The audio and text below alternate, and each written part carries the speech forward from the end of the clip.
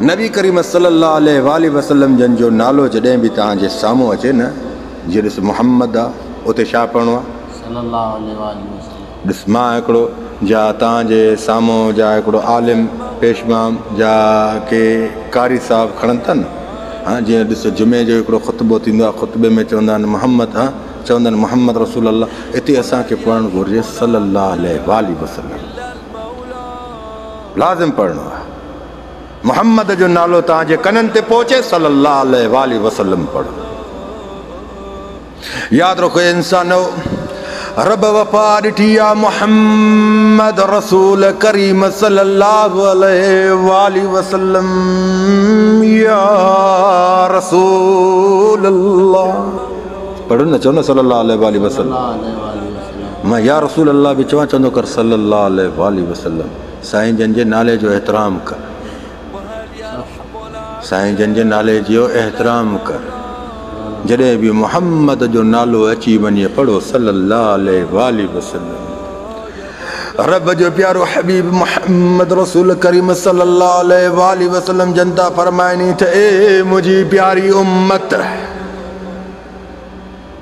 ए मुंहिंजी प्यारी उम्मत, बेहयाई खे न फैलाइजो, बेहयाई खे फैलाईंदो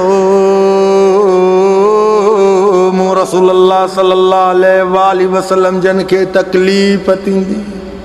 साईं जन ख़ुदा जो कसम बेहयाई खे फैलाइण जेके फैलाईंदा न, साईं जन उन्हनि जे आॾो रोई बि उन्हनि खे हिदायतियूं कंदा। साईं जन जे वक़्त जी ॻाल्हि थो कयां, जेके बेहयाई कंदा, भले खणी केरु गैर मुस्लिम बि आहे, मुस्लिम बि हुया, साईं जन रोई सख़्ती सां मना कंदा, रोई। अॼु असां उम्मते रसूल आहियूं, हाँ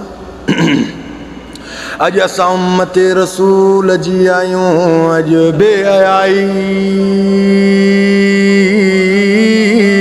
काथे थी वञे।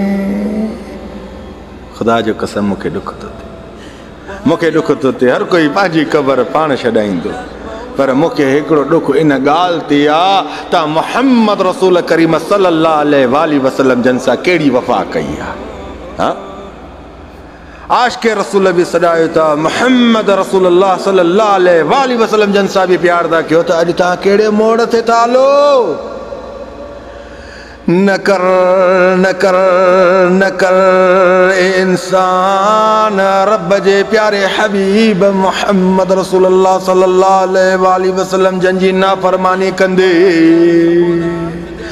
ॾुखनि ऐं तकलीफ़नि ऐं ग़मनि ऐं परेशानियुनि जो अज़ाब नाज़िल थींदई।